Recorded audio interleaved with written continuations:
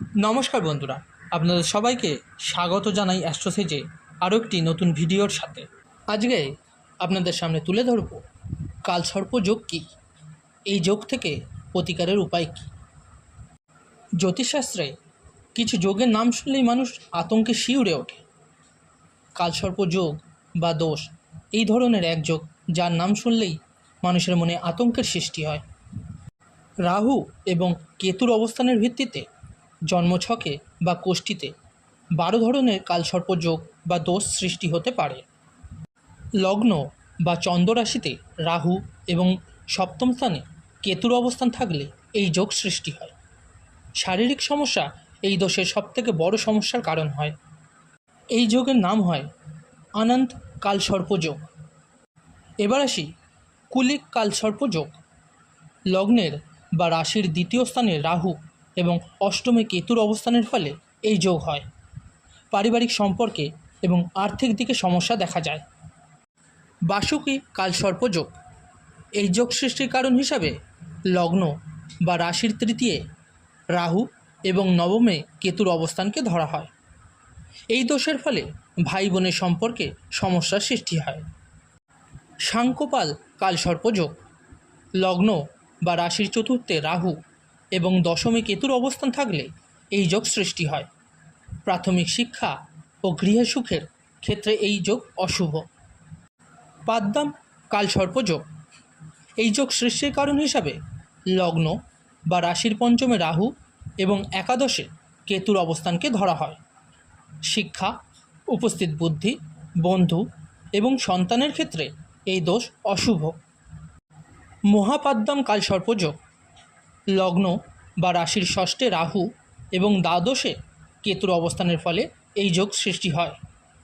এর ফলে গোপন অঙ্গে সংক্রমণ, শত্রু এবং অপ্রাকৃতিক বিষয়ে সমস্যা দেখা যায়। তাকশাক কালসর্প যোগ। লগ্ন বা রাশির সপ্তমে রাহু এবং লগ্নে বা রাশিতে কেতুর অবস্থানের কারণে এই যোগ তৈরি হয়। দাম্পত্য জীবনে সমস্যা, জীবনসঙ্গী এবং ব্যবসায় সঙ্গীর সঙ্গে সমস্যার সৃষ্টি হয়। কর্কটা কালসর্প যোগ। এই দোষ সৃষ্টির কারণ হিসাবে লগ্ন বা রাশির অষ্টমে রাহু এবং দ্বিতীয় কেতুর অবস্থানকে ধরা হয়। এই যোগ থাকলে জটিল রোগে ভোগার ভয় থেকে যায়। শঙ্খচূড় কালসর্প যোগ। লগ্ন বা রাশির নবমে রাহু এবং তৃতীয় কেতুর অবস্থান থাকলে এই যোগ হয়। এর ফলে বাবার সঙ্গে সম্পর্ক সমস্যা সৃষ্টি করে। ঘাতক কালসর্প যোগ। লগ্ন বা রাশির দশমে রাহু এবং চতুর্থে কেতুর অবস্থানের ফলে এই যোগ সৃষ্টি হয়। এতে কর্মসংক্রান্ত সমস্যা হয়। বিষধর কালসর্প যোগ। এই দোষ সৃষ্টির কারণ হিসাবে লগ্ন বা রাশির একাদশে রাহু এবং পঞ্চমে কেতুর অবস্থানকে ধরা হয়। এই দোষের ফলে কানের সমস্যা হয়। শেষনাগ কালসর্প যোগ। লগ্ন বা রাশির দ্বাদশে রাহু এবং ষষ্ঠে কেতুর অবস্থান থাকলে এই যোগ হয়। এই যোগ থাকলে ব্যক্তি পরোপকারী এবং নীতিভ্রষ্ট হন। এবার আসি এর প্রতিকারগুলি কী কী করবেন। কালসর্প দোষের ক্ষতিকর প্রভাব এড়াতে কয়েকটি মন্ত্র নিয়মিত জপ করা অত্যন্ত কার্যকরী হবে। ওম কেতাবে নমঃ এবং ওম রাহাবে নমঃ নিয়মিত জপ করলে কালসর্প দোষ থেকে আপনার বিপদ কম হবে।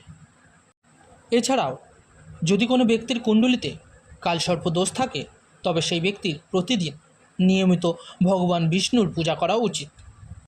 এই ধরনের ব্যক্তিদের গোমেদ বা রূপা দিয়ে তৈরি একটি সাপের আকৃতির আংটি ধারণ করা খুবই কার্যকারী প্রমাণিত হবে। কালসর্প দোষে আক্রান্ত ব্যক্তিরা শনিবার প্রবাহিত জলে কিছু পরিমাণ কয়লা ভাসিয়ে দিতে পারেন। এছাড়াও নদী বা কোনো প্রবাহধারায় নারকেল এবং মুসুর ডাল প্রবাহিত করলে কালসর্প দোষের খারাপ প্রভাব খণ্ডন হয়ে যায়। বন্ধুরা, এই ছিল আজকের ভিডিও। যদি ভালো লেগে থাকে অবশ্যই লাইক, কমেন্ট ও শেয়ার করতে ভুলবেন না। যারা নতুন শুনছেন তারা অবশ্যই চ্যানেলটিকে সাবস্ক্রাইব করে নেবেন। ধন্যবাদ।